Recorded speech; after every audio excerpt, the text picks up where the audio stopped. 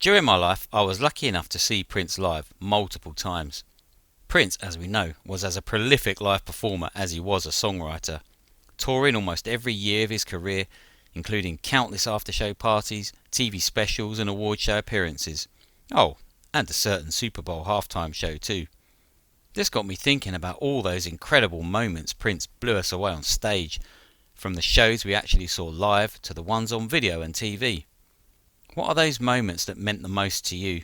The ones you actually witnessed live because, as we know, Prince had the ability to transform your life forever with just a blistering guitar solo or a searing, faultless vocal. So with that in mind, here are some of my recollections of the live moments I witnessed where Prince forever changed me. October the 4th, 2002, at the Hammersmith Apollo, London.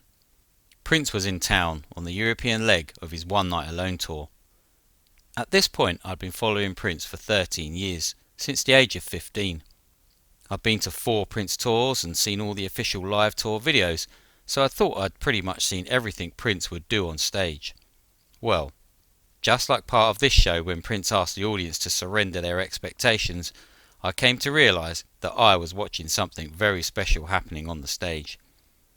Gone was the big set pieces, the dancers and choreography, the big pyrotechnics and hydraulics. This was Prince stripped down to the bare bones, to the very essence of his creativity. And it's funny, because in 1990, Prince put together the Nude Tour in an attempt to focus on just his performance and less stage gimmicks. Well, the One Night Alone tour makes the Nude Tour look like a Broadway production in comparison. The focus now on this tour was on pure musicianship.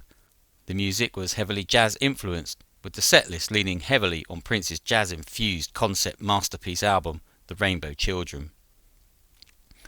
And with Prince now dropping a lot of the usual big hits for this show, it allowed him to dip into his vast catalogue and perform some of the lesser performed tracks.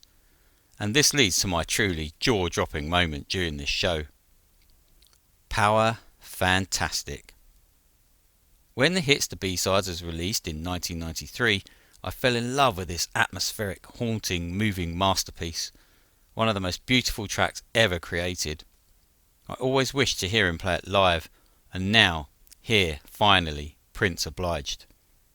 As those first notes sounded out, my brother and my fiancée, who I attended the gig with, wondered what the hell was going on, as not being a bigger follower of his music as me, they wasn't aware of the track and the sheer gravitas of this moment.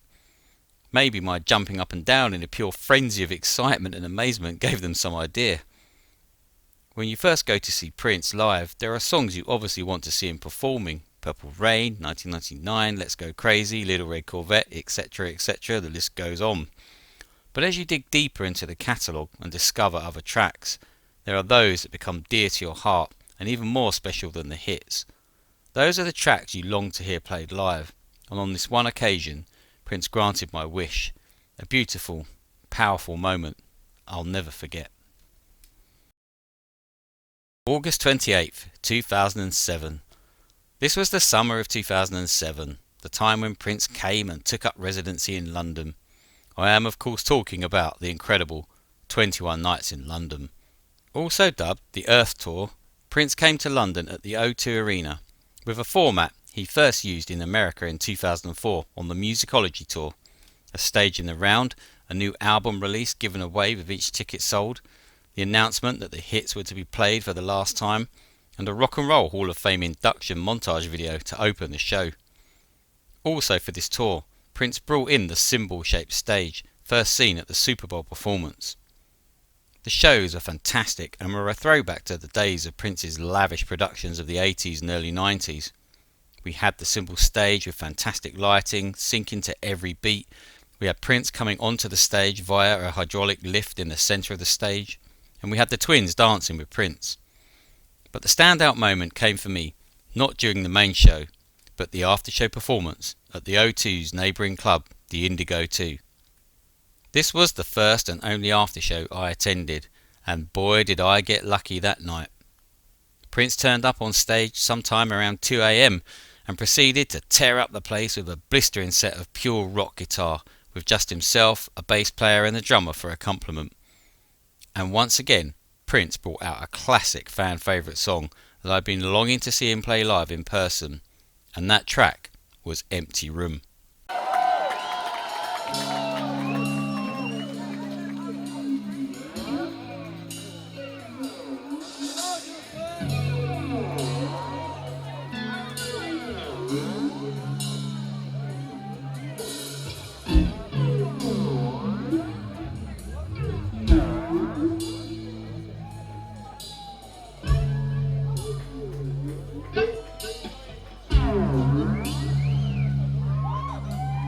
Empty room, empty room.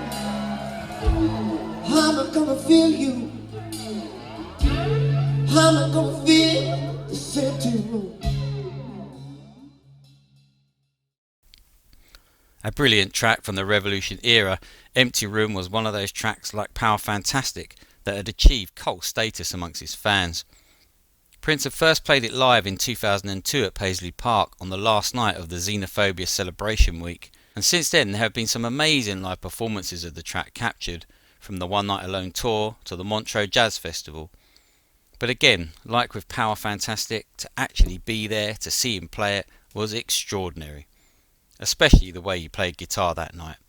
The solos he played were exhilarating, leaving me absolutely breathless and gobsmacked at his natural God-given ability. From the first notes to Prince's vocals to the sheer emotion ringing out from his guitar, Prince gave a raw and gritty, charged performance of this classic track, establishing it even more as one of my all-time favourite Prince tracks. Just remarkable.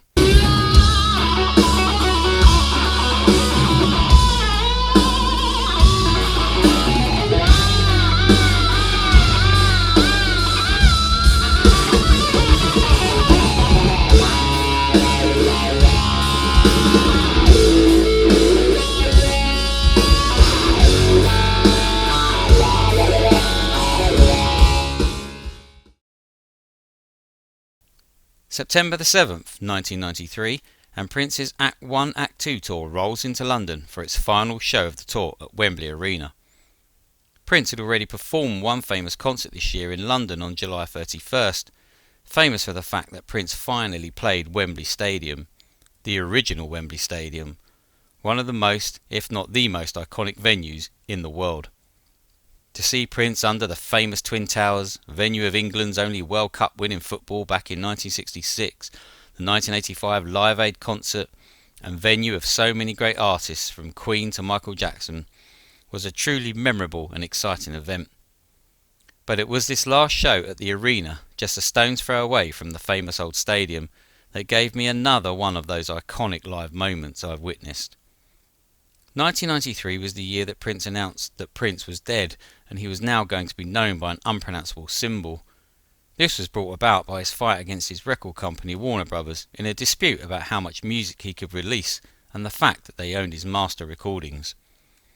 So on this final show, Prince wasn't just retiring his name, but also most of his famous hits.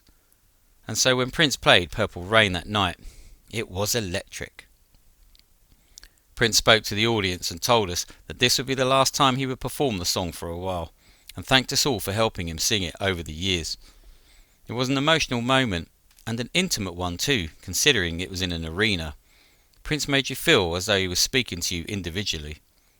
The performance of Purple Rain, as you can imagine, was emotionally charged, with incredible guitar solos, which had the tears welling up in my eyes, and probably remains one of the most powerful live versions of the track I've ever seen or heard. March the 4th, 1995, and once again Prince is in London town playing Wembley Arena for a string of dates for his Ultimate Live Experience tour. Of course, as most of you know, this was certainly not the usual Prince show. As Prince had alluded to on his last visit to Wembley Arena in September 1993, the hits were no longer going to be played. Well, almost. So this live show was the culmination of 2 years of drastic change, creatively, visually, artistically, financially, well, just about on every level. A change that is still being felt and still resonating today, as Prince fought his battle for his artistic freedom from Warner Brothers. Since retiring Prince, the artist went on to score his first UK #1 single with The Most Beautiful Girl in the World, open a London branch of his New Power Generation store in Camden, and continued to record new material. Under another pseudonym of Tora Tora, and using his New Power Generation band as the artist, Prince was able to release the Exodus album in Europe to coincide with the tour. Prince appeared on several TV shows in the UK as Tora Tora to promote the album, performing tracks from Exodus, playing live on Top of the Pops and again on The White Room. So excitement in the community for these shows was high. However, the general public who attended the shows, expecting the usual Prince fare of Let's Go Crazy, 1999, Little Red Corvette, etc., were left scratching their heads at what they were witnessing. Prince, now with Slave scrawled on his cheek and a complete new look, arrived on stage on a travelator, emerging from the womb of the Endorphin stage setup, cymbal guitar in hand, and launched into Endorphin Machine. What followed was a night of pure funk, rock and even hip-hop as Prince blazed through new music from the, at the time, unreleased Gold Experience album. Prince flexed his rapping on tracks like Days Are Wild, Pussy Control, and now completely bewildering the general public who'd mostly probably never heard Prince rap or even knew he could. The music was raw, loud and exciting, and having seen the Beautiful Experience TV special the previous Christmas, I was really hoping to see Prince perform Shush, and he didn't disappoint. To see Shush performed by Prince, Sonny T and Michael B was nothing short of incredible. Those Michael B drums on the intro and the break, just superb. Prince guitar solos were incredible, the whole performance was just incredible, and in a fantastic show, just about edged it as my favourite moment. And oh yes, regarding the hits no longer being played, well, he did perform Seven and The Most Beautiful Girl in the World, arguably his biggest hit in the UK. After all, it did get to number 1. So those are just a few of some of my memories of some of the best moments I've witnessed live. Now I'd really love to hear some of your memories in the comments. Please share the times that Prince blew you away on stage, the ones that changed your life forever, the ones that mean the most to you. I would really love to hear. Thanks for watching, and I'll see you again soon.